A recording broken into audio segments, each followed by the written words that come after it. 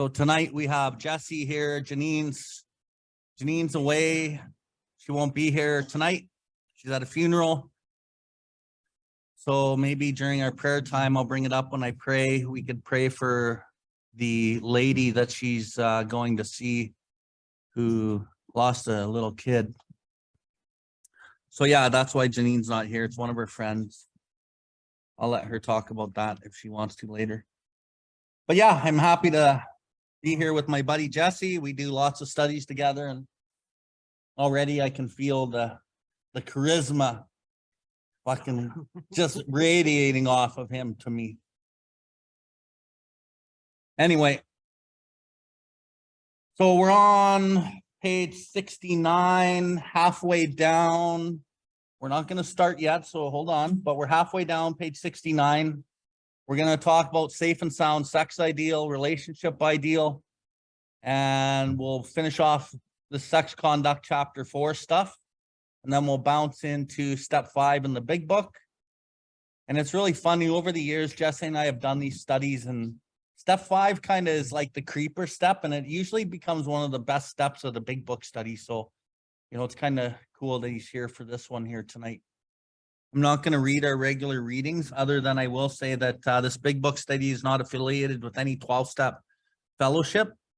This big book study is basically an experience of our lives in the literature and how the literature works, sponsoring people and how it works in their lives. So a lot of this is opinions based on our experience. And so, you know, again, if your sponsor's telling you something else, listen to your sponsor. We're just here to share what we've seen works. And I will also throw a little qualifier in there. Jesse sponsored probably, I don't know, somewhere in the neighborhood of 300 guys. I have also, in a lot of our experience in our program and the success that we have with guys staying sober and us staying sober and the lives that we live come from sponsorship. So, you know, that's really important, because a lot of guys would be like, fuck, what do you know what's best? Well, when you sponsor that many people, you see some shit, right? So that's important. Anyway, so I'll go first.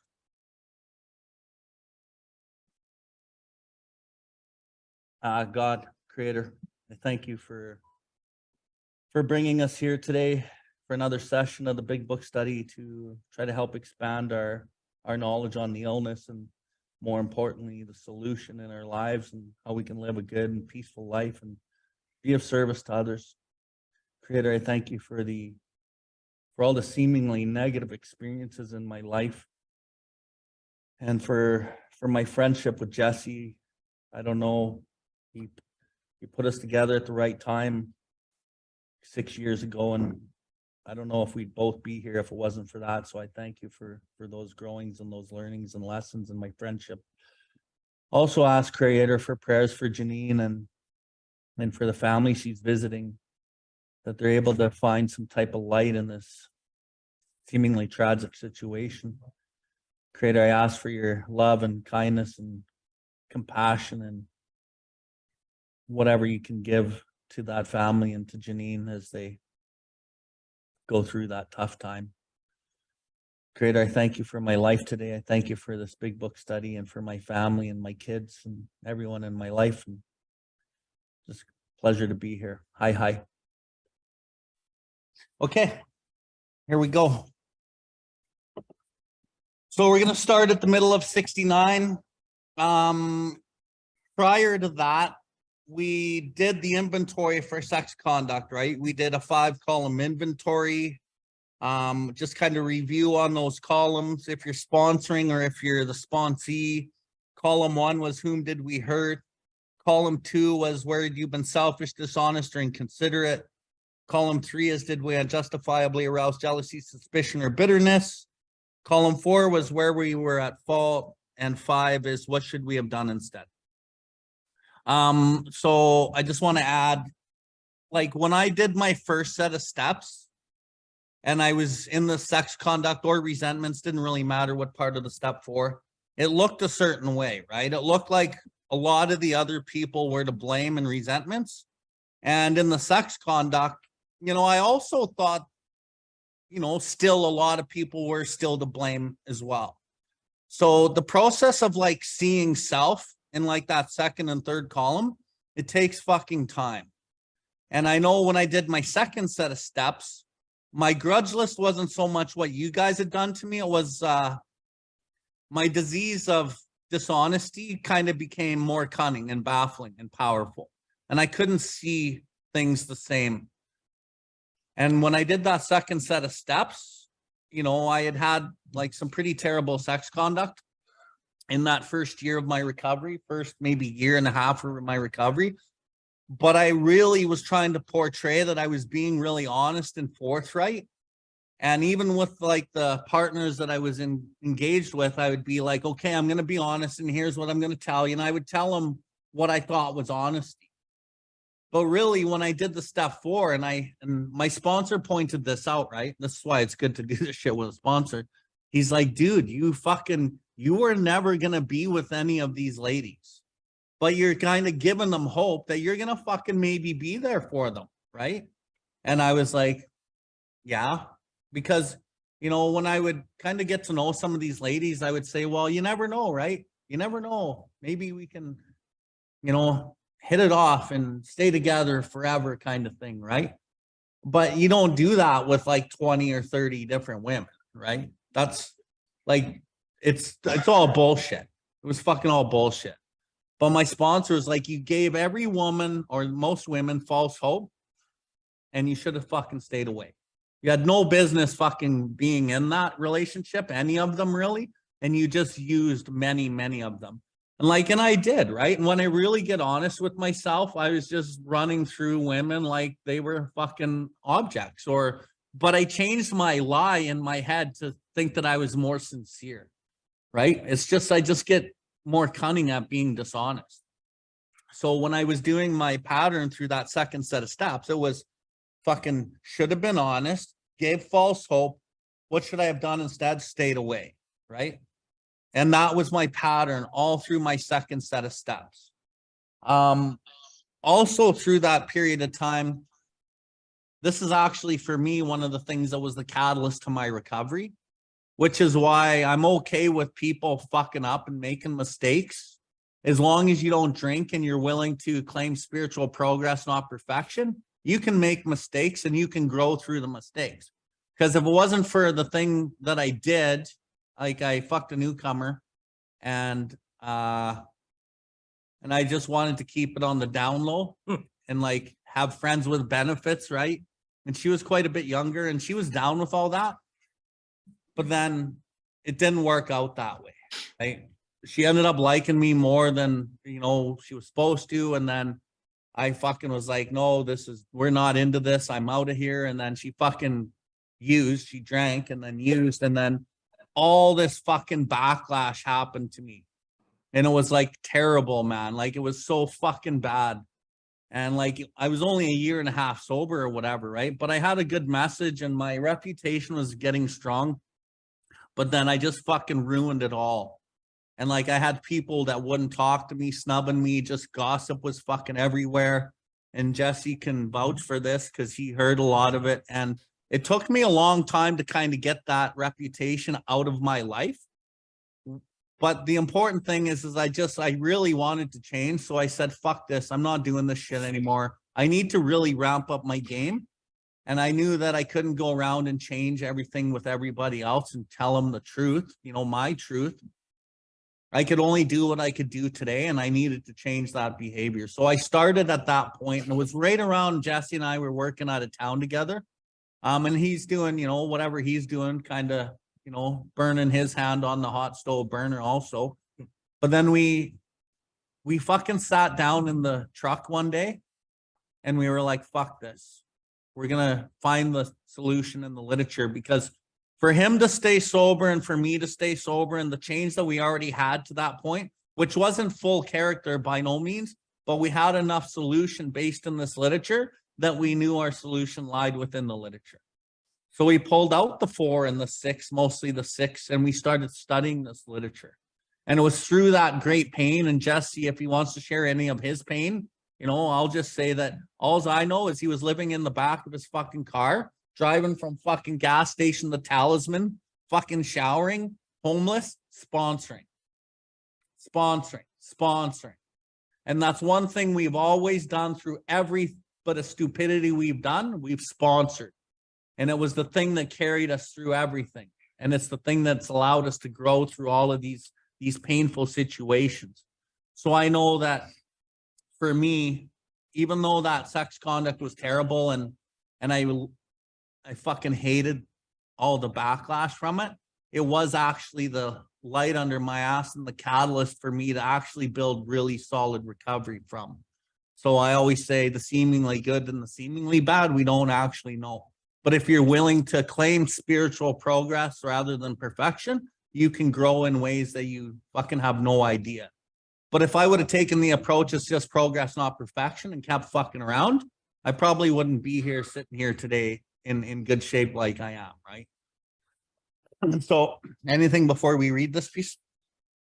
Yeah, I would just say that, without exception, my experience sponsoring other men, if one end of the spectrum is God and the other end of the spectrum is the drink, there's a lot of gray area, right? The character defects could be summed up in as the gray area, as in the solution found in this program is a power greater than myself. There's a lot of things that could trip me up before that, right? Before getting to that solution and hold me back essentially from that solution. When it comes to men, about 99% of the time, it is going to be the opposite sex. That's without exception. That's not debated. That's just fucking fact. And if it's not that, then it'll be career. But the data between the two and the disparity between the two is just so vast, it's not even funny. If a guy understands that he might, be a sex addict, maybe he got some serious pain out of it, then he'll go working up north type of thing. Like that's how it works out. So when we look at the sex conduct, I give them, every guy I've ever worked with the last maybe 5 years, I give them my own sex conduct without exception. They think it's unique and tailored to them. It's not. It's my own as a full-blown sex addict and recovered around that area. And then we work with that, right? If you go through, I know that Bill had kind of already outlined how he does the inventory on sex. I do that a little bit different. So the first column is going to be who, second column is going to be what. The what I want to see on the page is just what the relationship is. This could have been, marriage. This could have been common law. This could have been a fling, whatever the case may be. But it's just going to be kind of point blank, right? So it would be, engagement, 7-year relationship. I cheated on her, relationship's completely fucking dead type of thing. Then would be elaborated in a 5, right? Then it is, were you selfish, dishonest, inconsiderate? And then and then in the third column would be, did you unjustifiably arouse jealousy, suspicion, or bitterness? And then where were you at fault? What would you have done instead? So outside of what the sex conduct would be, which I will bust into, you essentially what you do is you compile all the what would you have done instead, and you got to start there. So quite often, your average guy that you deal with, a lot of the sex conduct is going to be, once you arrive on that, it's going to be, should have just left her alone, for example, right? So that's going to be a big fucking part now of his sex conduct, is just leave them alone. Don't get fucking involved. That type of idea, right?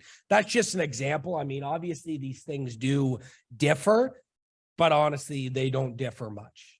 One thing I will say, probably the most important thing I'll say, is when you're sponsoring individuals, generally a man won't lie to you in resentments, nor will they lie to you in fears, but they will most definitely lie to you in this area. So much so, like I've spent 10 plus hours with a guy building rapport. He sees where my questions are going. He's feeling a little bit lighter. Resentments generally take fucking forever, right? And then by the time we get to the sex conduct, he still lies to me. It's not uncommon for me to be driving home and a guy, calls me about some things that had happened in his past, as a child, etc. And, another hour phone conversation, but he just can't tell me face to face, even after spending 10 plus hours. So that's kind of how deep rooted this area is. It's an area where you have to pry. There's a good reason why it's last. right? Because you're spending so much time on the resentments, you're building rapport and the fears, really to try and get as an honest appraisal as possible in the sex conduct. But that is without exception. If anybody's going to lie to you in a 5, it's going to be in this area. So. Okay. So what we'll do is we'll carry on and we'll read, assuming we've done, a good job in the sex conduct. And typically where we're at in the step 4 in the big book is a spot when I'm doing the 5, right? I don't know how Jesse does it, but when I'm doing the 5, I go back through the 4 piece by piece by piece, and I get to this spot. And now I'm in my step 5 process with this, working with this gentleman or woman, and we're going to be really discussing this. So we'll read this and then we'll kind of go further. So we got this all down on paper. In this way, we tried to shape a sane and sound ideal for our future sex life. We subjected each relationship to the test. Was it selfish or not? We asked God to mold our ideas and help us live up to them. We remembered always that sex powers were God-given, therefore good, neither to be used lightly or selfishly, nor to be despised or loathed. Whatever our ideal turns out to be, we must be willing to grow towards it.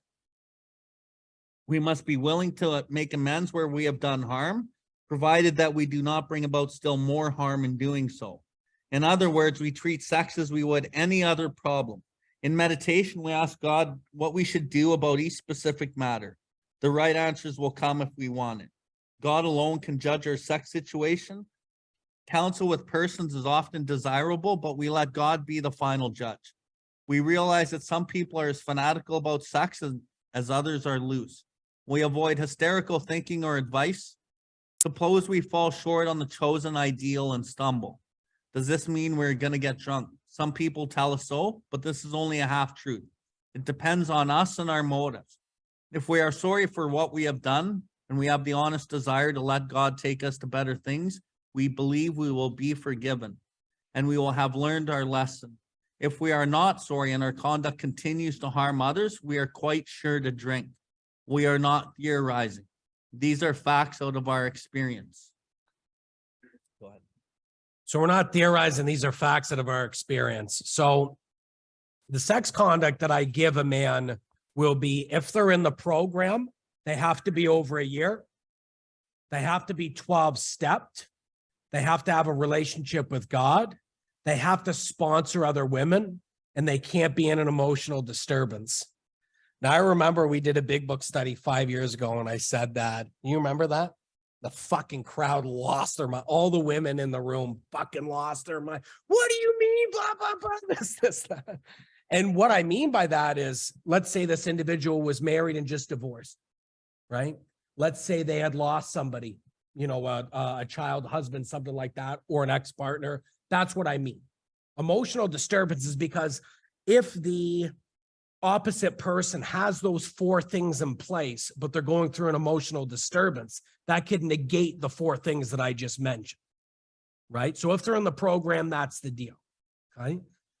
There's going to be other things that are outside of that, which would be, hookers, rub and tugs, those types of things. That's going to be more based upon the guy's own situation. And then, things like Tinder and whatnot as well. I call them another word, but just for this, I'll keep it PG. Because that's going to be very common. I mean, these things are fairly common to be riddled, in a guy's life. And why it's so important that we get ahead of this is because, the question comes up, how is it possible that, an individual comes in here, maybe they get 12-step, maybe not. They end up getting into a relationship, let's say 3-4 months. They're only in that relationship, maybe 3-4 months again, and then they're drunk before the first year. You see this time and time again. Well, how the fuck is that possible, right? I mean, definitely the relationship and the energy they put into that is the energy they should be displacing in the program. That's for sure. Most important, though, is that the same dishonesty that they use for a drink, which is in more about alcoholism, Jim and Fred's story, is they think about a drink, plausible excuse, and they're drunk. Right? So in Jim's story, whiskey in the milk can't hurt me on a full stomach. That sort of thinking. permeates all affairs and will permeate his sex relations, right? Of course, the thought of drink would be different and the plausible excuse will be different. But what happens is that he keeps the dishonesty alive and well. And he could only do that for so long before it bleeds over into a drink. This is how these guys don't make it a year. And this is why this is absolutely no joke and needs to be rectified right the fuck away, right away. So a guy calls me, he says, Jess, you know, I think I found a woman. Guy's not even 12 stepped, you know, maybe he's on step 8, 9, and I will run him through the sex conduct over the phone, you know, and highlight everything to him. And the odds are that it's crooked. Hopefully he sees that. But if he tells me to fuck off and says, I'm going to do it anyways, which happens, then I'll say, make no mistake, there's no God involved in this, right? There's no delusion here. This isn't God put this woman right in front of your path and, oh, God is great, God is good, because I fucking have heard that enough times. But the reality is no, this is self.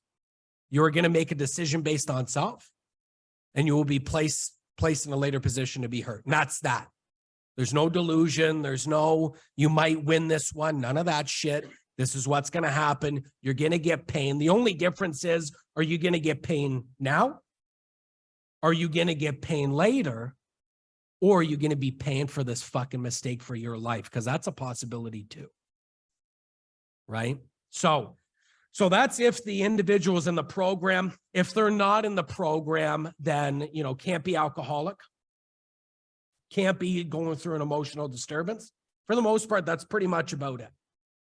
Right? If they're outside the program, the parameters are definitely not as heavy. And for the most part, you know, a lot of these guys are trying to get women off of Tinder or, you know, relationships off of Tinder. The simple fact is what I've seen most successful is they, you know, become 12-step. They do the deal. They get some blueprints down pat. They go into passions and loves. They start going to maybe musicals or playing guitar, whatever the fucking case may be. Then that's where they seem to meet people is, you know, when they follow their passions, when they follow their loves. And that's only illuminated to them, you know, clearing the channel, being 12-stepped and a little bit of time. But so it says, if we are sorry for what we have done. So this is if we have gone against the sex conduct. I just want to jump in before he goes into that paragraph. Like back here in the middle of 69, it says, in this way, we tried to shape our sane and sound ideal for our future sex life. That's what he's talking about. He's talking about pen to paper, writing out your future safe and sound ideal for your sex life or relationship life. What do you want in your life? Like principled wise, not a shopping list, blonde haired, blue eyes, nice ass, blah, blah, blah. None of that shit, right? It's principles. Like, you know, somebody who can take care of themselves, who's financially self-supporting, who, you know, is maybe they're a single mother, but they're self-supporting. They got a good relation, like whatever it might be, right? You write it down. And I always like to use 10. So if you got 10 points on a safe and sound sex ideal, and you're now living life and you don't fucking have at least 7 check boxes out of that 10, stay the fuck away. But you'll run into the alcoholic who's in delusion and they're like, holy fuck. This person, like Jesse said, God put her right in my path. Look, it just happened. Like we met and we bumped into each other and fucking, everything's in common. Yeah, but you only have 2 out of 10. Yeah, but we can make that work. No, you don't fucking make that work. That shit doesn't work, right? And like you said, you can have the pain now, you can have the pain in a bit, or you can knock her up and be one of the fucking 5 dads that she already has going on of her fucking kids. And pay for that for the rest of your fucking life. And like that one's pretty common, hey? Like seeing these guys get into these relationships with a woman who's not healthy and now they're fucking tied in because they knocked her up for the rest of their fucking life and the relationship fails. And women, same thing. You guys can get yourselves into the same kind of shit. So you got to be really careful with this stuff because this stuff is like, it'll take you out to drink and it'll fucking kill you.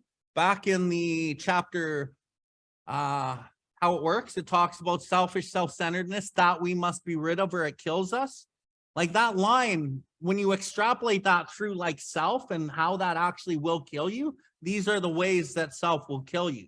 You will make these decisions based in self, usually for a woman, almost always for a woman, or a job, finance, status, whatever. And then it will fucking bleed dishonesty in your life. And next thing you know, you're using again and you're dead on the floor. You didn't die from the fucking fentanyl or the heroin. You died from decisions based in self that fucking killed you. We must be rid of this shit or it fucking kills us. And I was telling Chris, last night of probably, I don't know, 3 or 4 stories over the last 2 days of men I've worked with personally, sat across from, and they're dead today from exactly what we're talking about. And that's only the first 4 that just came to my mind. Not, I haven't put much thought into that. I could probably come up with at least 10. So that's important. So we write out the safe and sound sex ideal, and we then it says, what does it say?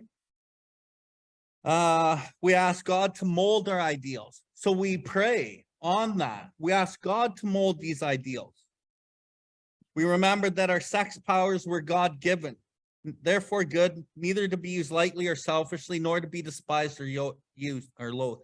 Whatever our ideal turns out to be, we must be willing to grow towards it. That's the kicker. So Bill W. gets you to like, what do you want? And now you live up to that. Why do you live up to it? Because as you raise your level of consciousness, you find that in your life. And like Jesse said, as you grow in understanding and effectiveness of yourself in this program, you will find your authentic truth and you will find different passions that you go into. And you will find and meet people with similar like interests who are like spiritually aligned with you. And then those relationships can be fostered. Here's what I've noticed. Typically, most relationships in early recovery don't fucking work. Almost never do they work until you hit at least about 4 years, between 4 and 10 years. People fucking find mates that they can actually jive with and build relationships with. And, the other partner is also 4 to 10 years sober, at least as well, right? So it doesn't usually work when someone's 1 year and someone's 5 years. Like, I don't know why, but it's probably level of consciousness. Water's finding its own level, right? And the person who's 1 year, even men and women at 4 years, if they haven't worked a real fucking program, like a serious program, they're still not emotionally fucking stable anyway. And you'll see many women and men in this program, 10, 15 years, single still, because they haven't fucking worked a solid program and they don't know what the fuck they're doing. What the fuck happened? Anyway. So that's really about it. Let's go to that paragraph. Go ahead. Okay, so just quickly on what Bill had to say. So, when it comes to the sex conduct, you don't want to take it to a place where you're edging God out. I'll give you an example. Like if I were to look at political persuasion, and that was one of my things that I was looking at, which made fucking little difference by the time I got into a relationship. And I actually looked at that as, and I'm over here and this woman's over here. My spouse was on the exact opposite end of me politically. And if that was something I looked at, I would have edged out a 5-year relationship thus far. Right? So within reason, right? What I laid down, that's what I go by. It's very rarely I tell a guy to do something that I'm not actively doing or have done or have fucking done for years. And that sex conduct is, I've operated my life like that for 6 fucking years. And it's walked me into a better way of life, living with the opposite sex. But it's not to a point where it's like she has to have this or that, or like Bill said, blonde hair, blue eyes. I mean, if that was the case, my spouse is fucking brown eyes and black fucking hair. I would have been, probably not in a relationship up until this point. So within reason, right? You don't want to be edging out the opportunity of God, thinking you know what the fuck a relationship is. Because if that's on you, good fucking luck. So there's that. All right, let's continue on with this a little bit because there's a couple things I want to mention on this. It depends on us and our motives. If we are sorry for what we have done and have the honest desire to let God to take us to better things, we believe we will be forgiven and we'll have learned our lesson. So that's what Bill had talked about when he talked about making mistakes.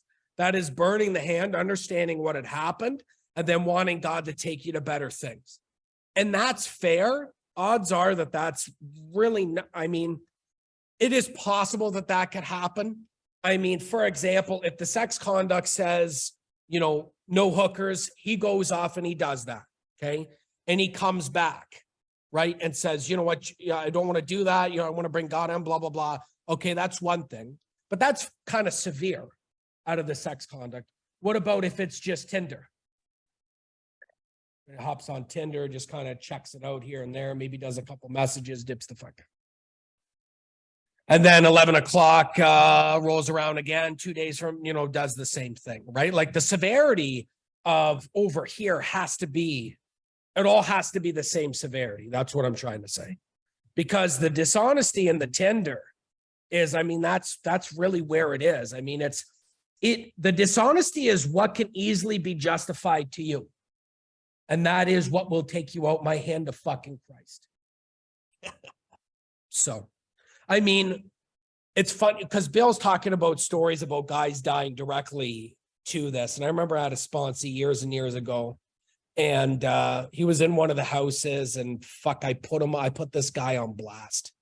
I put him on fucking blast. And I remember his face for always, I probably will, where he's looking at me like, what the fuck are you talking about, man? Like, he's like, you know, like I'm mid-30s, you know, I'm kind of getting my life back together, you know, and he didn't say any of this, but I fucking saw it. I saw myself so much and like, Jess, why are you taking this so serious? You know, I'm having a good fucking time. I'm not even at a year, you know, it's not that serious. You know, he left the house, died within a couple fucking weeks.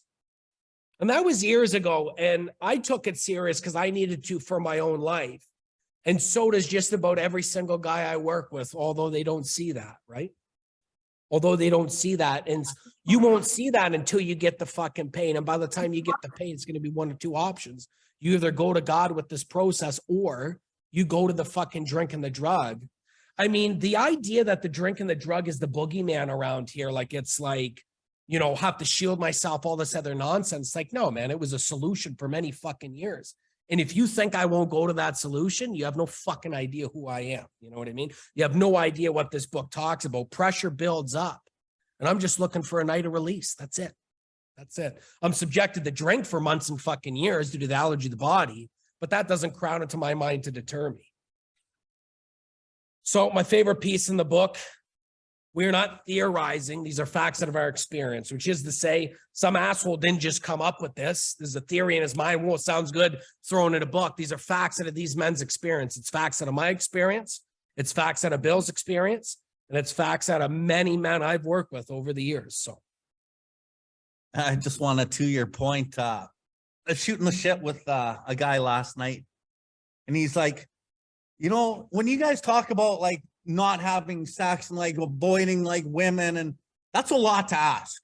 That's a lot to ask. Like, are you guys fucking serious? And I'm like, dude, I ain't asking you to do shit. Okay. I'm sharing with you facts out of my experience. I'm not theorizing, and I'm not here to hold your fucking dick, bro.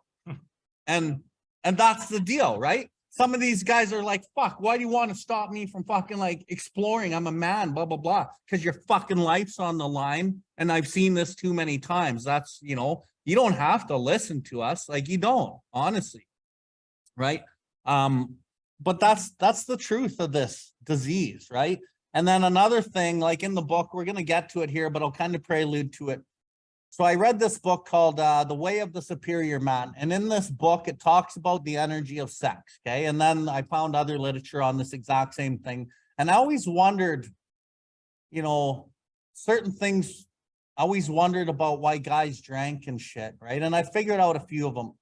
And then when I read this piece of this book, it just hit me like a fucking ton of bricks. And it was like, it says, the sex madman is no different than the dope madman. He will risk life and limb to indulge in sex. And then it goes on to talk about the energy of sex. That's the most powerful energy of any human energy that we have. And when we can harness this energy and keep it like within us, and we focus it in a purposeful way, it can bring us gifts and knowledge and power that are unbeknownst really to man. And we don't know how they come, right? So it gives you this extra strength. It's kind of like a phenomenon energy. If you can take this energy and not use it in sex, but use it in purpose. and it can really lift your life and really put you in a good place in your life. But there's no proof of how this works, right? It's kind of like the allergy of the body. It's the phenomenon of craving. We don't really know exactly how it works. We just know because it explains many things for which we cannot otherwise account. So when I read this, it explained many things for which I couldn't account for. And then when I read it, I was like, ding. And then it says, when you take this energy and you fucking deplete it through purely physical forms. So I'm going to use the act of having sex. It actually depletes willingness and willpower in the physiology of your body.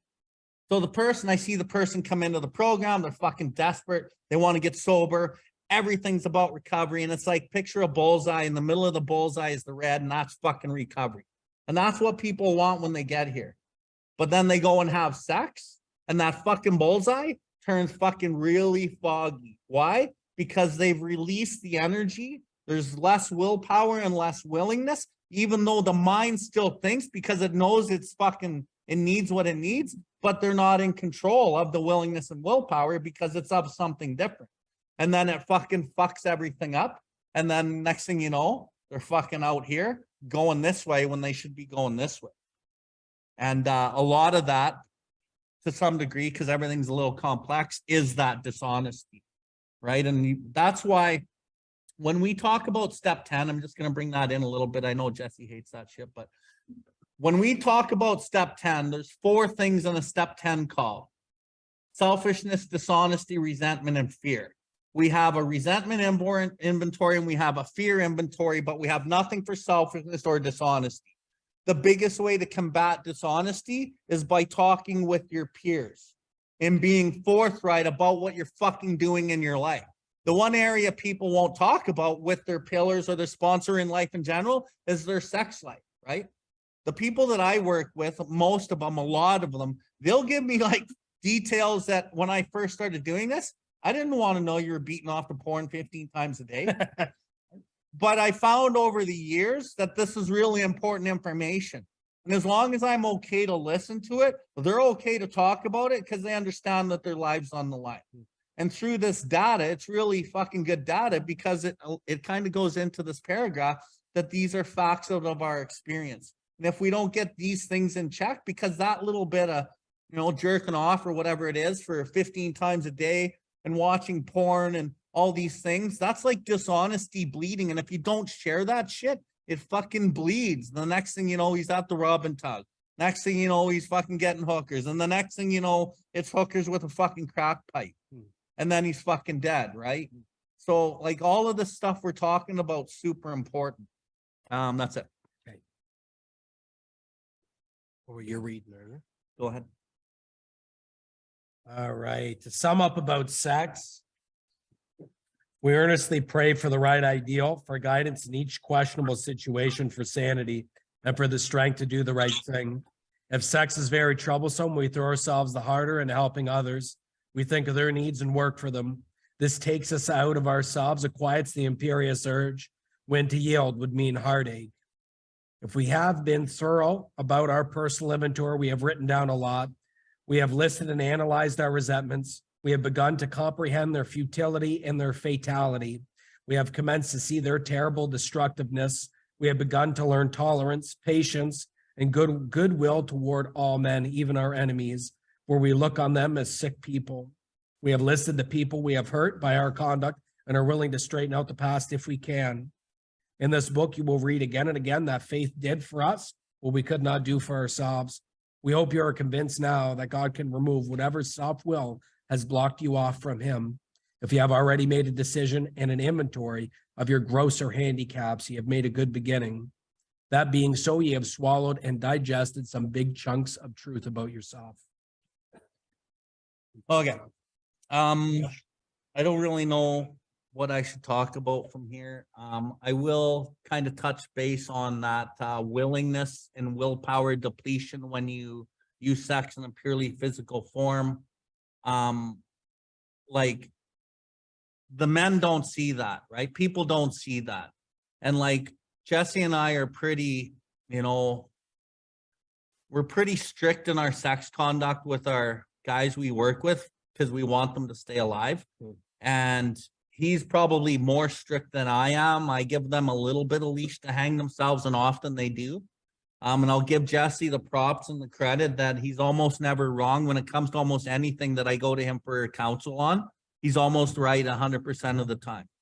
And because of that, he's very, very strict on some of his boundaries that he sets with his guys. But when you see the guys that he's worked with out in society, they're very well balanced, very respectful, and they're doing a lot of good things in our society today. Mine are too, right? But I've lost a guy or two based on, kind of not going with some of his ways. But in the same breath, I do things my way, and I always do say, okay, you got a year sober, you want a date, fucking go ahead. As long as you don't fucking drink, you can fucking try some shit. And as long as you learn your lesson. And what I found typically is we're wired for, our old patterns are still wired into us. So we'll go out in society and start dating based on a lot of our old wiring. And I'm going to say there's ego and spirit in us. A lot of our ego leads the way. So it's the looks and it's the personality and it's this kind of thing. And then they'll go and they'll interact with the opposite sex. And then maybe they'll have sex or they'll date them for a while. And they're like, I'm not that person that used to date that person. And I didn't even like the sex that we had. I don't like the interaction that I have. And then they learn their lesson. And then they kind of go, well, something's wrong with me. Am I ever going to get laid again? Right. So there's all these things that you grow through as you kind of find who you are. And you find out, and there's a lot of people that have never had sober sex. There's a lot of people in this world that have never had sober sex in their life or had like a real relationship where you're honest and vulnerable. There's been so much smoke and mirrors in a lot of these relationships that navigating that is really fucking difficult. So you got to learn that through, like I said, those first 3 or 4 years are really a learning experience. And I guess the message that I'll say here is don't get caught up in that relationship as the one forever. Just fucking honor the gift and the experiences and the learning of that experience in that first 4 or 5 years. And just know that that might not be the one. And none of them may be the one. The only way it's going to be the one is if you have God first. Most people will make their partner God. But if God's number one and that relationship is taken to where it needs to go, not where your defects want it to go, then you have a good chance at building a fucking good life. And here's another thing I've noticed about my relationships in my life, and then a lot of the sponsees I've worked with. A lot of us alcoholics, when we meet somebody, there's like a real yearning to be with them. And it's almost like an infatuation. And you just can't leave it alone. So you're texting and you're fucking smothering them in some ways, right? Or maybe it's both ways with both people because, we find each other. But what I've learned is that is alcoholism. That is my instincts on rampage. And that is not really all that healthy. And I'm not saying that you shouldn't have that feeling for somebody that you're maybe going for. But if that's the feeling and that's the only feeling, that shine's going to wear off at some point, and it can't sustain like that. So what I've learned about my own life is, so the relationship I'm in now, it started off not quite like that. And as the relationship's building, I'm actually falling more in love with the woman in a way different fucking way. And it just seems so much healthier. But there's not these big fucking hits of dopamine every fucking, those high hits and then the crashes of those toxic relationships kind of shit. This one's just more like this. We have our bumps in the road, but we're able to kind of sail through it. And I think that's actually what a normal person goes through in a relationship as they build it. I don't know. I'm not normal, so I don't really know for sure, right? But, and then the last thing I'll say is, we hope you are convinced that God can remove whatever self-will has blocked you off from him. The bottom of that, you have made a good beginning. That being said, you have swallowed some and digested some big chunks of truth about yourself. That's fucking humility. swallowing things that you don't like about yourself and looking at yourself in ways that maybe are humiliating or that fucking hurt your pride, that is what's required in the sex conduct and relationship conduct. Looking at where you're a piece of shit, where you're fucking overdoing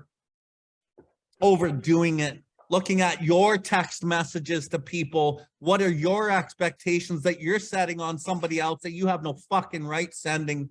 And hopefully the sponsor, when they do the 5, is able to point that shit out too, right? But that only comes if the sponsee is fucking forthright and honest with all of what they're talking about. And the other thing to this, and we'll get more into that in the 5 here, is a lot of this reveals itself over time with the relationship with the sponsee and sponsor. And then I get to know you over time and see, okay, yeah, you have these cunning, subtle fucking ways of manipulating people and setting expectations. And I know that because I've been working with you for 4 fucking years. I might not be able to see some of that shit like if I just start with you on year 4, right? Not knowing some of those intricacies of how you are and operate. Anyway, that's all I got on 4. Okay. So a couple of things that Bill had shared there. You know, Bill had mentioned talking about making like the other person your higher power. You hear that a lot. Really what it is it's essentially 2 half people getting together to make a whole person. That's actually what we're talking about here. We're talking about somebody who has no interests, who has no passions, who has no loves, no substance, no nothing, and another person likewise, and they get together. And this is why it's so devastating when that relationship is over, because you're actually losing a part of yourself. You know, you're together for a couple months, whatever, you find a lot of the same interests. You know, and then once that parts, it's devastation. You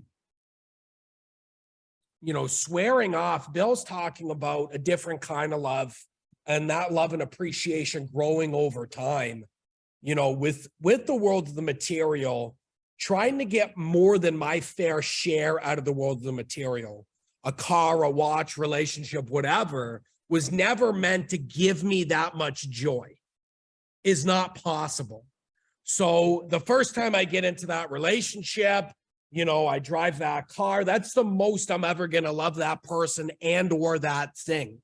And eventually the shine will wear off, where I'm just stuck with the fucking payments. I'm now stuck in this relationship, whatever the case may be. And Bob Darrell talks about this pretty good. He's actually the first one that pointed that out. The shine wears off. That comes from him. You know, and eventually it's the wrong color, or it's, you know, the vehicle, it's the wrong color, it wasn't the right kind or whatever. And that's the kind of shit that really spoke to me. Drinking, sure, absolutely. But when it comes to that, I didn't think anybody else felt that way, truthfully. You know, when I came here, I was shown that other people drank and used the way that I did, okay. You know, but now we're talking about some shit that I didn't even fucking know my whole life. That's a totally different story. That's called the step 6, right? Let me break into this quickly and then we'll go on break. All right. So we're talking about if sex is very troublesome, we throw ourselves the harder into helping others. We think of their needs and work for them. This takes us out of ourselves and quiets the imperious urge. When to yield would mean heartache. For that reason, and for that reason alone, is why I've sponsored the amount of men that I've sponsored. So anywhere between 8 and 12 guy cycles, did that for fucking 5 years. It's only been over maybe, you know, COVID last year and a half. I've kind of geared that down a little bit.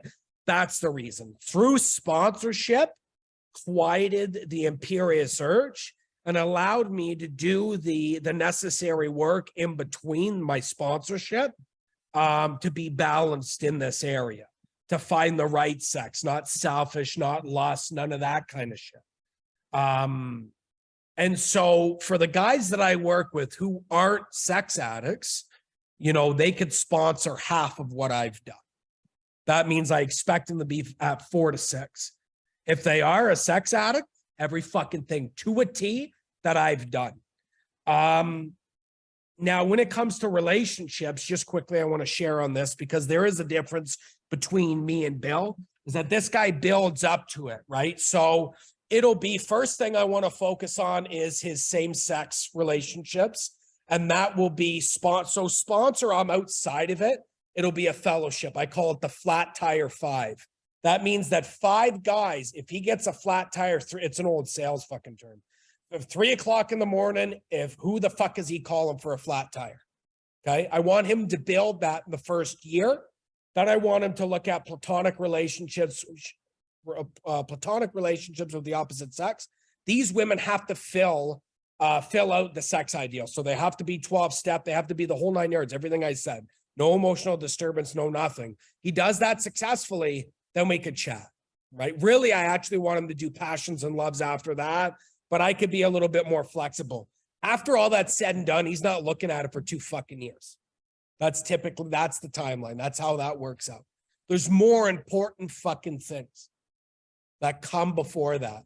The most important thing he could do really is build solid same-sex relationships, because when push comes to shove and I can't answer, which happens from time to time, he needs other guys. He needs other guys to bounce this dishonesty off of, clear the channel. That's the utmost important. I don't want to hear anything fucking shy of that. And I will shoot down anything shy of that, especially in the first year. I don't entertain much when it comes to that kind of nonsense. So, okay, let's take a break, 5 minutes. Yeah, hang on. I just want to add to what he's talking about with like building proper relationships from like ground zero. When I start working with somebody, I tell them, or I try to implore to them, like, their and my relationship is probably the most important relationship that they have in their life. You know, yeah, okay, you're married, you have kids and shit. Yeah, it doesn't matter. Our relationship and the honesty involved and the vulnerability involved is probably more important than those other relationships. And that's fucking, I ain't even kidding, okay? Because a man is not probably going to be as honest with his wife as he is with me, right? And he's not for sure going to be that honest with his kid, because he can't tell his kid certain things anyway, right? And his friends, typically in the world of the material, you got to fucking live up to a certain idea as a man, so you're not going to be vulnerable with your peers anyway. So this relationship between me and him, or me and her, I do sponsor some women, it's really the most important relationship of their life right now in that first year. And as we get past that, we get 12-step, you're now sponsoring, working with others. Now this guy's next important relationship, like Jesse said, is with some men.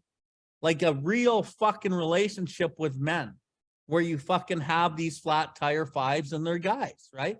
And then for me, it's like, okay, now you step out, and now we're somewhere around 2 years, right?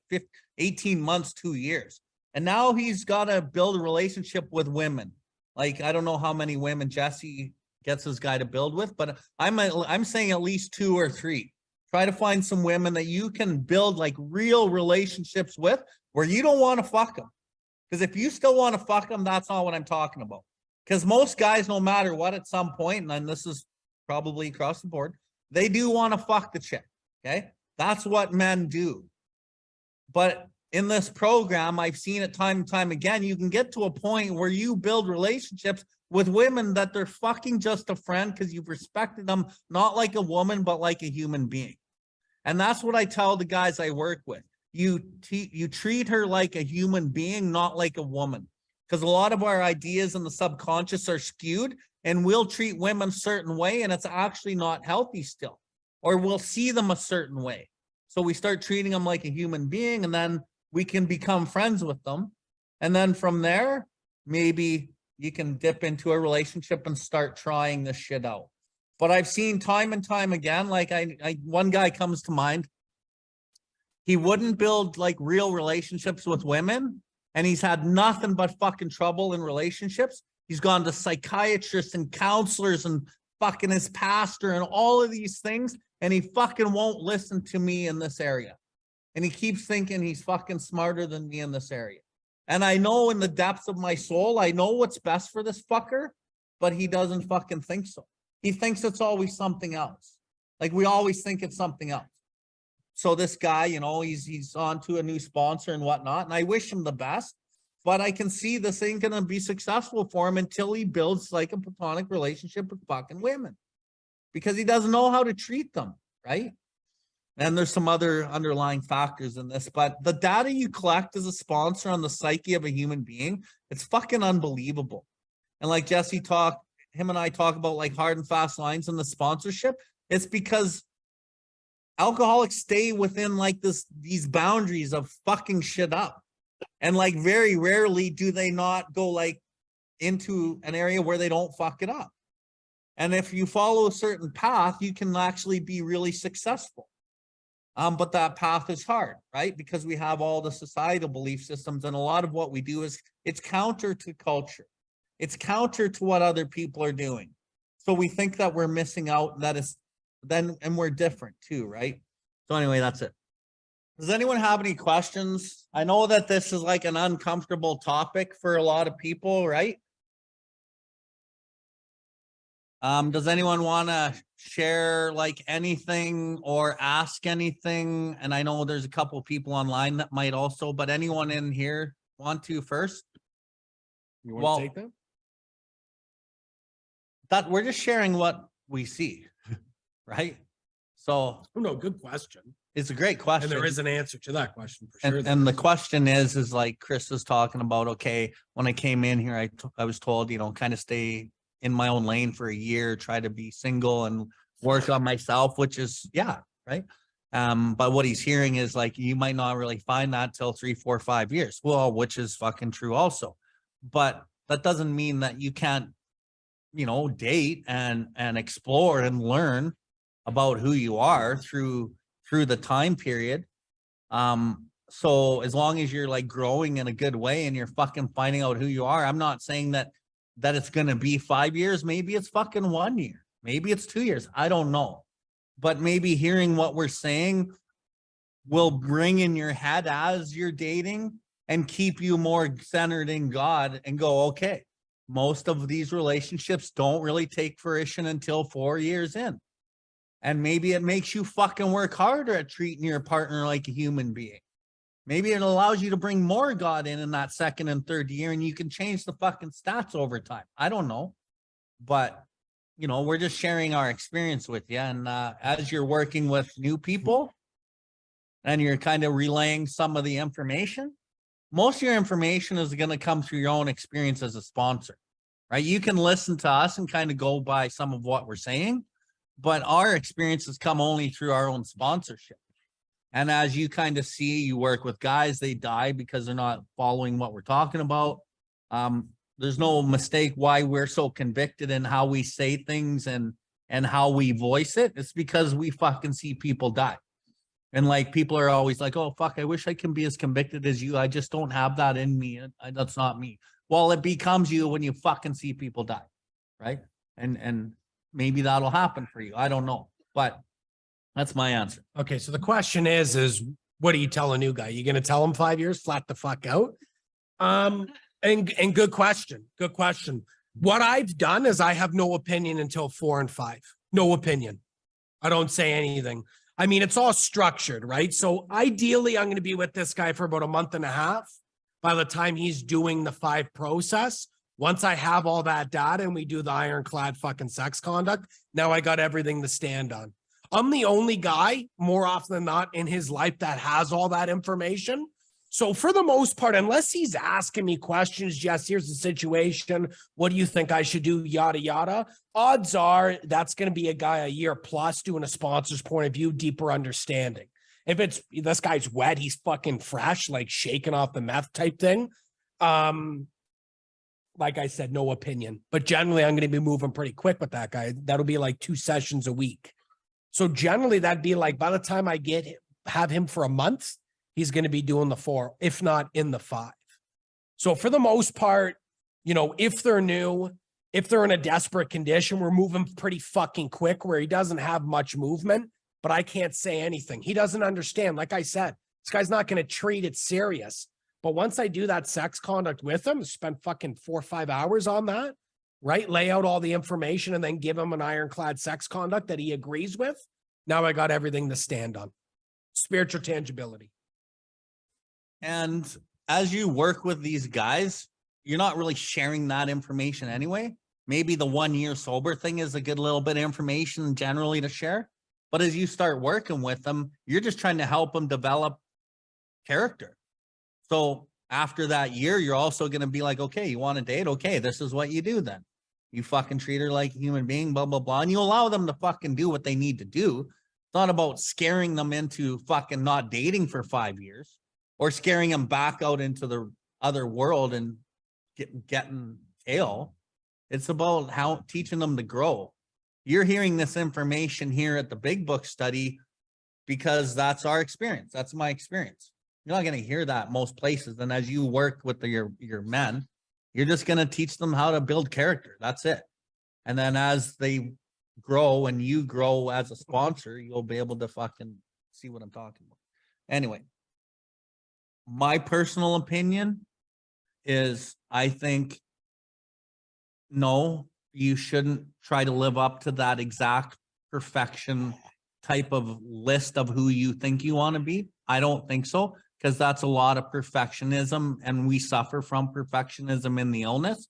So I think as long as you have your safe and sound sex ideal and you have a year and you're sponsoring and you're doing the things, take that chance, right?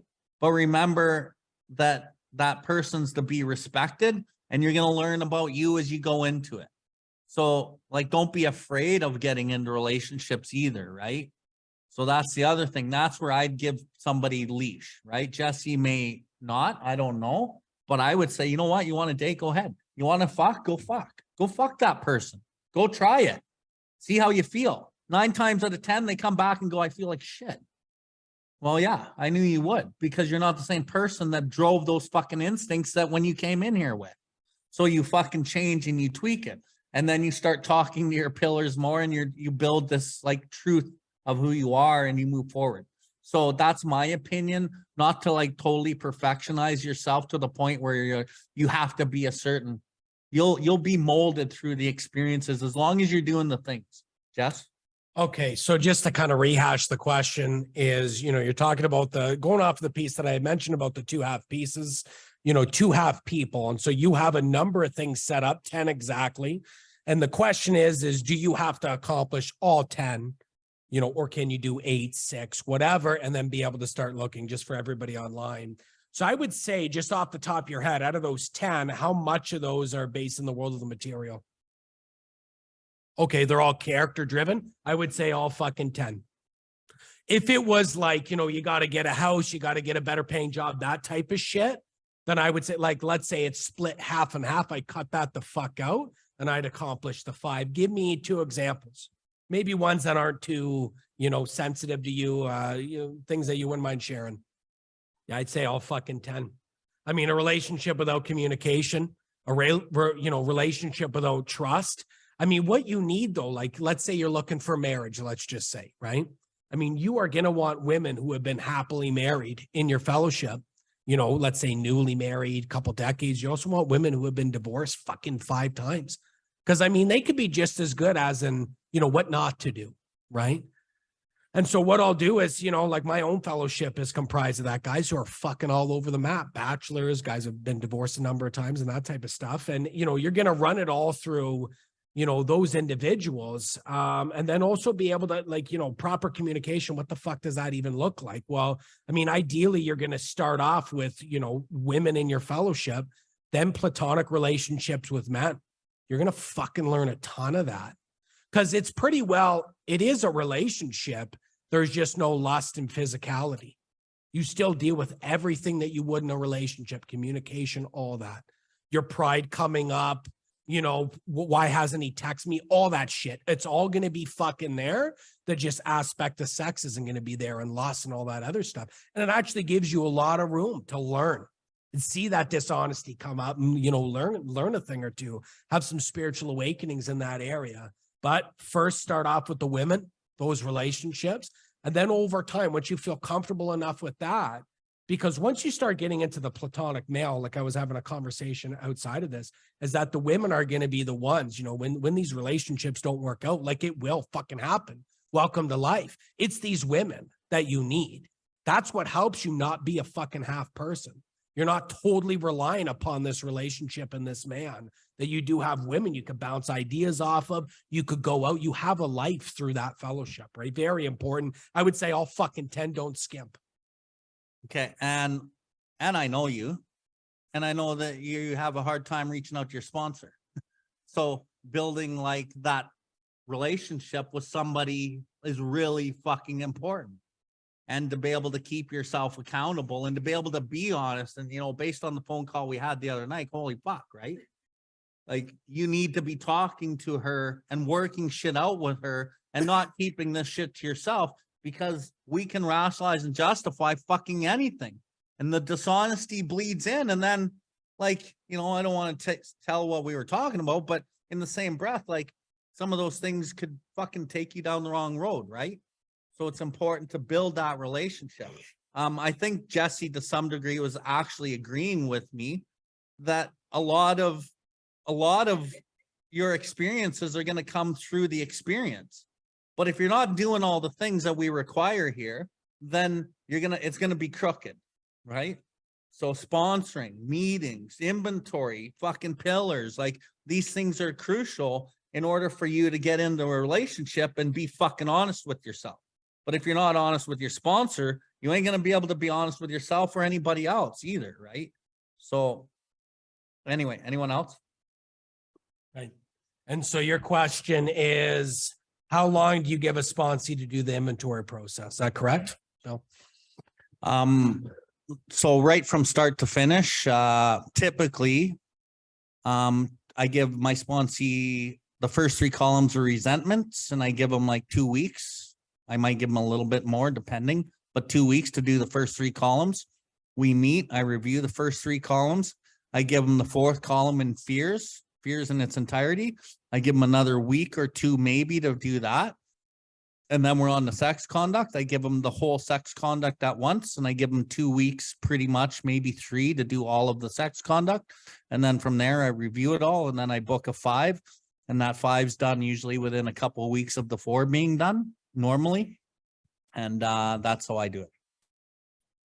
So I'll do 2 weeks on resentments, and then we won't meet in person after the 2 weeks. I mean, there is a week grace. If the man has a family and kids, I could be very flexible. But if he's in like a house, no flexibility at all. Depending on the severity, though, typical is 2 weeks for resentments, but it might be a week for resentments. Might even be a week for the 4. Typical situation, though, resentments 2 weeks. Then we hop on the phone together. I give him fears and sex conduct. He has a week to do that. 3 weeks total. Then we bang it out as quickly as possible. Typically, I used to do like back-to-back 5s. There was times I did four 5s in a row. It's just too much. I don't fucking do that anymore. So Saturdays, when I book my 5s, I have 5s to do, and that's what we'll do. And then when we're on the phone, I'll have him send me texts, like pictures of what he's done in the resentments. And I'm just making sure, like, a common mistake that a guy will do is in the affects my resentments, he will just copy all the affects my 5 of them, right? Where I don't want that. I want him to actually think and put, you know, essentially number them, right? So if it is ambition, security, that's what I want to see. I don't want to see ambition, security, self-esteem, those 3 every fucking one. You know what I mean? That's a commonly what guys will do. That's the type of shit that I'm looking for, making sure that he did it right. Simple fact is the process and how they do the inventories is very important, because it's actually going to follow them for a long fucking time. So they might as well get it down pat now. So I'm a complete stickler on that. Yeah, I'm going to take one online. She didn't want to ask her question, but I can do it. Her question was about addressing women and how it differs between men and women in the rooms, in terms of sex conduct, as men and as women don't tend to go to rub and tugs and hookers. Okay. Things like that. Fair enough. That's fair enough. You are dealing with 2 men at the speaker here, so you're going to get primarily a man's perspective. Jesse does not sponsor women. He will not give you any women perspective. I can give you a bit of a woman's perspective, And, but, you know, it's not like at the top of my mind. You know, that's where Janine comes in handy. She's more versed in that. But women do things like fucking, what do women do? You know, what do you guys do in your sex conduct? That's, maybe it's not a rub and tug, maybe it's not hookers, maybe it's not this, maybe it's not that. Leading people on, seeking attention, validation, jealousy, and acting in that jealousy. Being a young female and interfering with older couples' marriage. Like, these things are all like great fucking points. Like, women typically do things a little differently. And like, I remember, like, I was sponsoring these women and I had an old lady, I had a girlfriend in the program. And I remember this woman speaking to me loud enough to fucking affect my girlfriend and saying things that like weren't like really nice, right? Just and speaking it louder to affect my girlfriend. It's called mind and emotional manipulation, right? Or maybe, you know, I know a lot of women, you know, might at least throw the hook into the guy's life to know that, oh, I could get him if I wanted to, and disturb the relationship a little, and they get fucking value out of that shit, right? What else? What else? Okay, well, it doesn't really matter, but you guys can think about those things that you do. And, you know, maybe Janine and I can do a podcast, or we can do a session when she's back and kind of rehash this out more for the women. But today, like, Jesse and I primarily work with males, and so we kind of talk about the male aspect of it. But there's many things females do, right? A lot of it's more based on manipulation and blah, blah, blah. 10-4.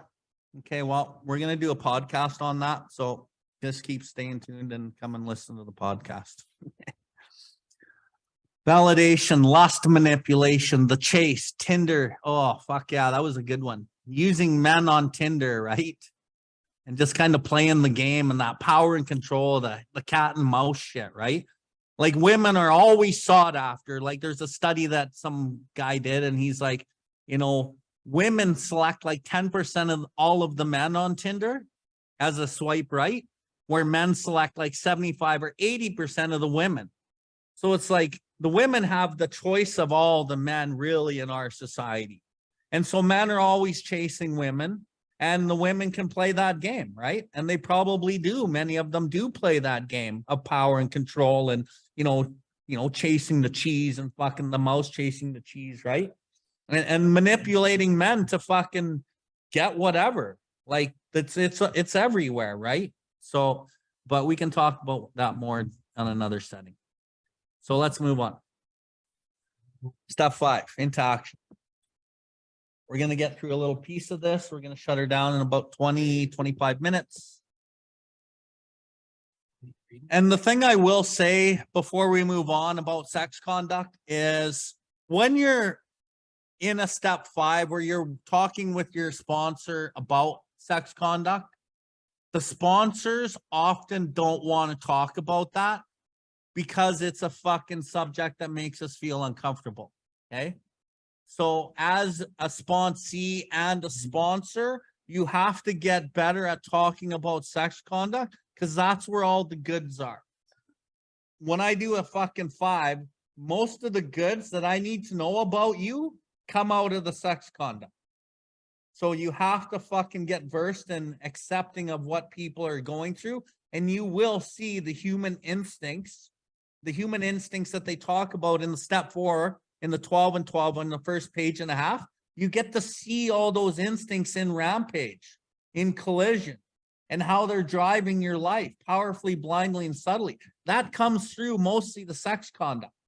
So what happens as you talk more about the sex conduct and you learn more about people, like I talked about, you know, the guy hypothetically masturbates 15 times a day, blah, blah, blah. You start fucking talking to other men or women or whatever about these things. It's not awkward. It's fucking human nature. Like, who in here hasn't fucking masturbated? Like, Jesus fucking Christ, right? Like, it's human nature. It's instinctual. And what drives these things, and it all starts to make sense. And then you start building compassion. start building love. You start seeing yourself, you're talking to yourself, you're listening to yourself and somebody else, and you start seeing all these things and you're doing inventory and building love for them and for you. Like, there's so much more to this than what we fucking can think is going to happen. There's subtle things in the subconscious that start getting healed through this, right? So, but it takes like going through those awkward moments. Like the first step on this is like calling someone and asking them for help. None of us did that. We were self-sufficient and we fucking burn our lives down. Like, you know, you're a year or whatever in, and you're just still having trouble reaching out. People still have trouble reaching out, but it's a necessity, right? I know Jesse reaches out. He's fucking 6-7 years in. I reach out and we have to, right? And now it's just like, he'll call me. He's like, you got 15 minutes? I got to bounce some shit off you. I'm like, yeah. And he goes, blah, blah, blah, blah, blah. And I'm like, I give him the input and he's like, okay, I'm going to call someone else. And it's over. It's just like that. Boom, boom, done, right? But some people can't get there. Anyway, into action, chapter 6. Having made our personal inventory, what shall we do about it? So we just did a step 4. And now what are we going to do about it? We've been trying to get a new attitude. New attitude is step 2. A new relationship with our Creator, step 3. And to discover the obstacles in our path, that is step 4. We have admitted certain defects and we have ascertained in a rough way what the trouble is. We have put a finger on our weak items in our personal inventory. Now these are about to be cast out. This requires action on our part, which when completed will mean that we have admitted to God, to ourselves, and another human being the exact nature of our defects. This brings us to the 5th step in the program of recovery mentioned in the preceding chapter. This is perhaps difficult, especially discussing our defects with another person. Should I just read the whole thing? Yep. We think we have done well enough in admitting these things to ourselves. There is doubt about that. In actual practice, we usually find a solitary self-appraisal insufficient. Many of us thought it necessary to go much further. We will be more reconciled to discussing ourselves with another person when we see good reasons why we should. The best reason first. If we skip this vital step, we may not overcome drinking. Time after time, newcomers have tried to keep to themselves certain facts about their lives. Trying to avoid this humbling experience, they have turned to either methods. Almost invariably, they got drunk. Having persevered with the rest of the program, they wondered why they fell. We think the reason is that they never completed their house cleaning. They never took inventory all right, but they took inventory all right, but they hung on to some of the worst items in stock. They only thought they had lost their egoism, fear. They only thought they had humbled themselves, but they had not learned enough about humility, fearlessness, and honesty in the sense we find it necessary until they told someone else all of their life story. More than most people, the alcoholic leads a double life. He is very much the actor. To the outer world, he presents a stage character. This is the one he likes his fellows to see. He wants to enjoy a certain reputation, but knows in his heart he doesn't deserve it. The inconsistency is made worse by the things he does on his sprees. Coming to his senses, he is revolted at certain episodes he vaguely remembers. These memories are a nightmare. He trembles to think that someone might have observed him. As fast as he can, he pushes these memories far inside of himself. He hopes they will never see the light of day. He is under constant fear and tension. That makes for more drinking. Psychologists are inclined to agree with us. We have spent thousands of dollars for examinations. We know but few instances where we have given these doctors a fair break. We have seldom told them the truth, nor have we followed their advice. Unwilling to be honest with these sympathetic men, we were honest with no one else. Small wonder many in the medical profession have a low opinion of alcoholics and their chance of recovery. We must be entirely honest with somebody if we expect to live long or happily in this world. Rightly and naturally, we think well before we choose the person or persons with whom we take this intimate confidential step. Those of us belonging to a religious denomination which requires a confession must and of course will want to go to the properly appointed authority, whose duty it is to receive it. Though we have no religious connection, we may still do well to talk with someone ordained by an established religion. We find such a person quick to see and understand our problem. Of course, we sometimes encounter people who do not understand alcoholics. If we cannot or would rather not do this, we search out our acquaintance for a closed-mouthed, understanding friend. Perhaps a doctor or psychologist will be the person. It will be one of our own family. But we cannot disclose anything to our wives or our parents which will hurt them and make them unhappy. We have no right to save our own skin at another person's expense. Boom. Such parts of our story we tell to someone who will understand, yet be unaffected. The rule is we must be hard on ourselves, but always considerate of others. Okay, go. Okay. Taking it back to the start here. So in actual practice, we usually find a solitary self-appraisal insufficient. So, I mean, when a lot of people are funneled through the houses, then they're funneled to the rooms. Even when people, you know, are first introduced to the rooms themselves, step 5, doing that step with another person seems to be fairly understood, right? I'd imagine in the date and time that this book was written in, that would be a very big reveal, but there's many, you know, reveals before that time, right? So a solitary self-appraisal is insufficient, seems to be fairly understood in 5, 100% misunderstood in 10. So the process and the practice of the step 5 doing that with another human being is the exact same process and does not fucking change for 10 at all, right? Whatever you've learned and whatever benefits you've gotten out of the 5, because at the end of the day, 1 through 4, there's no tangible results out of that. There may or may not be some spiritual awakenings, maybe found in We Agnostic, maybe found in 3, but nothing very tangible you could bite into, you could take home, changes the way you feel for a fucking week, sometimes 2. That's step 5. So by the time you get to step 5 and you get those results, you could capture that.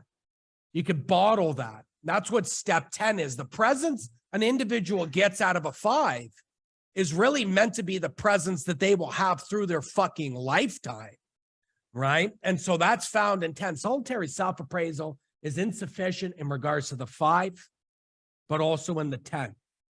I can't tell you how many guys will tell me that, yeah, you know, I do inventory, I do it in my mind, blah, blah, blah, you know, I'll do this, I'll do that. And I'm like, well, you're fucking not calling me, right? It's been a couple weeks since I fucking heard from you, maybe even a couple months. So I know for a fact that this is all solitary self-appraisal, right? And it's insufficient. If we skip this vital step, we may not overcome drinking. Trying to avoid this humbling experience, they have turned to easier methods. And this is why it's so common that you would get an individual to 4, and then they fuck off, thinking they could find an easier, softer way. Now it says humbling. Then it says they took inventory all right, but hung on to the worst items in stock. They only thought they had lost their egoism and fear. They only thought they had humbled themselves if they had not learned enough humility. Right? So that's a couple sentences. Let's say 5 sentences. They say this humbling experience. Then he goes on to say they had not humbled themselves, not enough humility. That's the purpose of the step. You know, I mean, it is a common theme and a common principle that you want to sustain some sort of humility from step 1 all the way to 12, you know? And step 5 is really where you fucking tear open to that. You know, that's really where you're pressing an individual. I mean, a lot of the times guys will walk themselves and they will tell you all the information that you need. I mean, if you look at from the who to the what, the second column of at least sex, conduct, and resentments, you just get the individual talking. He'll tell you everything you fucking need to know. I don't say anything. Then we'll go into the 3rd column. And then it's a big blast fucking 4th column where I throw it all in there. Because they don't understand. They don't know, you know, how could this happen? Yada, yada, yada. I can't believe they treat me like that. You know, it's quite as common as resentments. The father abandoned me.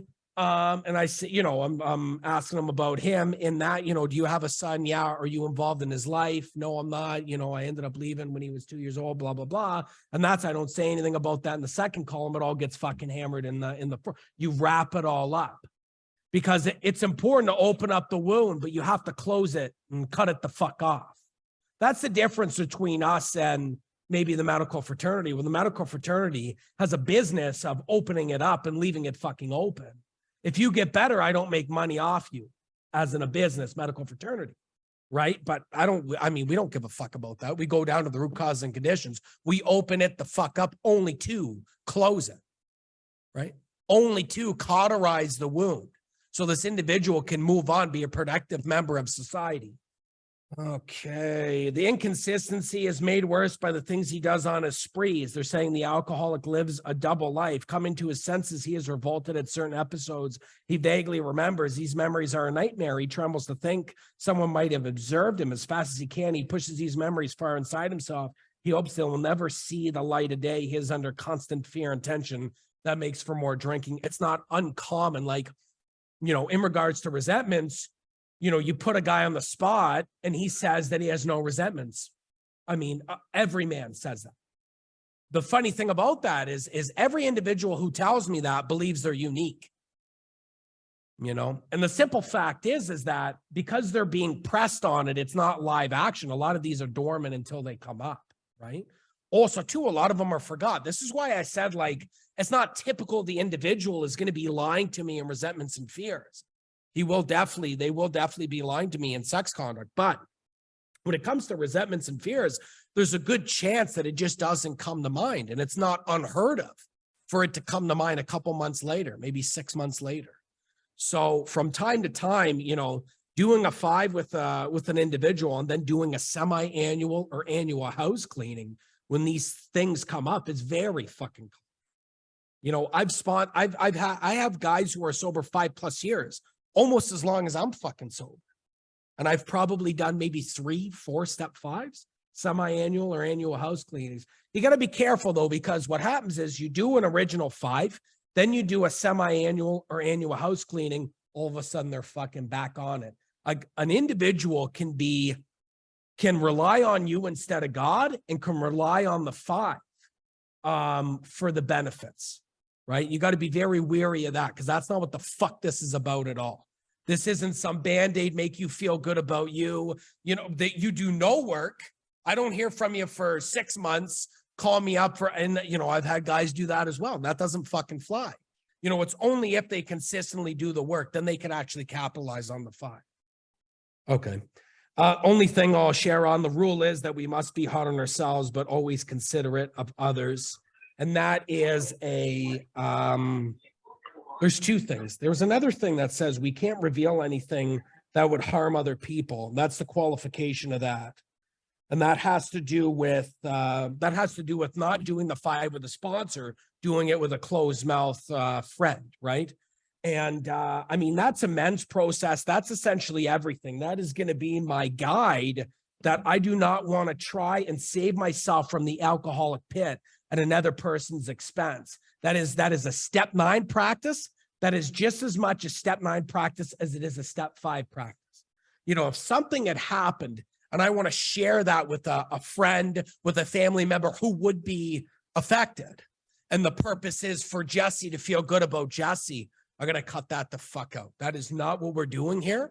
I am not trying to save myself from the alcoholic pit at another person's expense, right? I'm not doing it in the 5, and I'm sure as fuck not doing it in the 9. Okay, I want to go back to the first paragraph. Talks about requires action on our part, which when completed mean we will have admitted to God, to ourselves, and another human being the exact nature of our defects. So the word nature is origin of.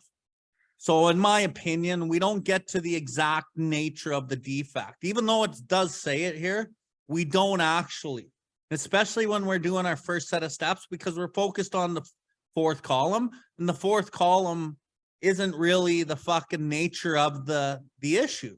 The nature means the origin of. The origin of our defects is in the instincts, and the instincts are in your 3rd column, and the 3rd column is the one that becomes more important over time. So you get more to the nature of these defects over time. Okay, hold on.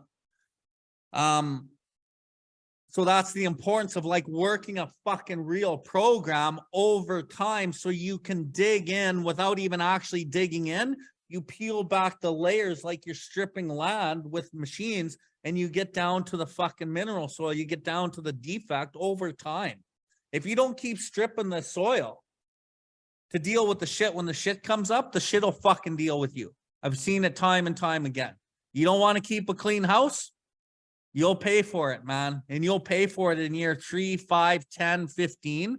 But typically I see people pay for it in year 4, 5, or 6 because they fucking get somewhat of a program going and they get on with the business of being self-satisfied, but they're not dealing with the guilt and the shame and the grief and the loss that need to come up at a certain point. That shit will come up. The longer you stay sober and the older you get, it's coming. So you better be working a fucking program. Okay. Jesse talked about the solitary self-appraisal. The best reason first, if we skip this vital step, we may not overcome drinking. Vital has 2 meanings. 1, it's important. 2, it's giving of life. So as we fucking speak these words in 5s, and what's more important than a 5 that I did like fucking almost 8 years ago when I was new? My 5 today. Where's my 5 done today? It's done in my step 10 inventory as I call, and I do these calls when I'm struggling with self, right? That's more important than my 5 fucking 8 years ago. I need to be calling and fucking outing myself today. Way more important. So if I skip this step today, it takes the vitality, the giving of life away from me because it starts blocking me off and fucking blocking off my channel. I need that to be clear, and that's what these step 10s do. We get on to the next page. It says, but they had not learned enough about humility, fearlessness, and honesty. Okay, that's like the beginning level. That's like the beginning level. So I'm going to take that and I'm going to go back to the first paragraph where it said we have ascertained in a rough way what, we have ascertained in a rough way what the trouble is.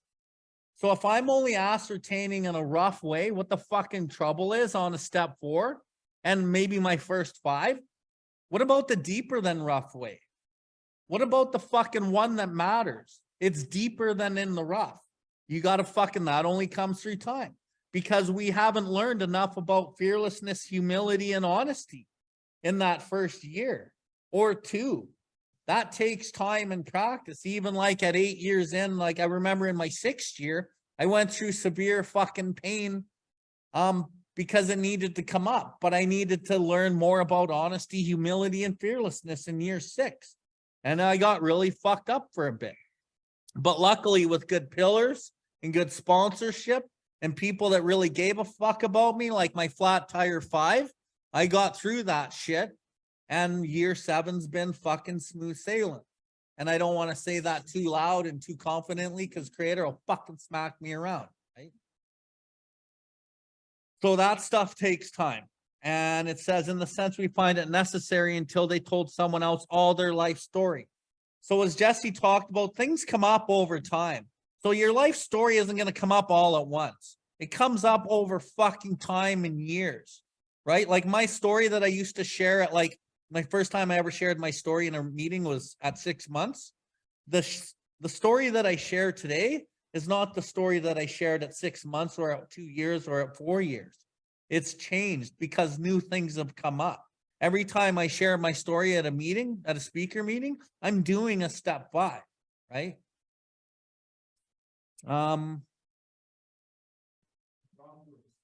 Okay, I'm going to agree with you. Yeah, you're bang on, but I'm just going to separate instead of intentions and motives together, intentions hide motive. Okay. Okay. Totally. So most of us live our lives with the best of intention. Okay. We want to do what's right and we're trying to do the right thing and we're driven by the intention. But the thing about this program and the reality of working a solid program is you're trying to peel the layers off of what the intention is and see the fucking motive. Because the motive holds the fucking gold, okay? So once you see the motive, then you're going to learn more about humility, fearlessness, and honesty.